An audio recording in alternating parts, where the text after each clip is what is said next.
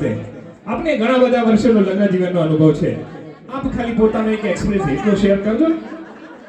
ક્યારેક તમે કંઈક એમને કહેવા માંગતા હોય, કંઈક વાત સમજાવવા માંગતા હોય અને એ સમજે નહીં, તો ત્યારે તમે ગુસ્સે થઈને એમને શું કહો છો?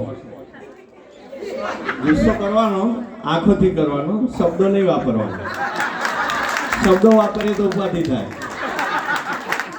ઉપાધિ ન થાય એટલી સમજણ તો છે. તમને કેવું લાગે ઈ ક્યારેક ગુસ્સો કરે તો?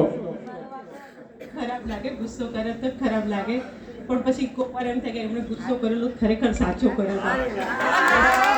ખૂબ ધન્યવાદ. આટલો ઉત્તમ ને શ્રેષ્ઠ જવાબ તો છે ને મેં સાહેબ બહુ બધી હલ્દી રસમો કરાઈ, આટલો શ્રેષ્ઠ જવાબ તો તમારા પરિવારમાંથી સાંભળ્યો. નમસ્તે નમસ્તે, ખૂબ ખૂબ ધન્યવાદ. આટલો લાગણીશીલ હૃદયસ્પર્શી ઉત્તમ જવાબ ક્યાંય નથી સાંભળ્યો. અરે આવો ને અમારા મોટા પપ્પા મમ્મી આશીષભાઈ ને અમૃતાબેન, કારણ કે તમારા માટે તો બાપ એવું કહેવાય ને કે વૃક્ષ હોય ને વૃક્ષ.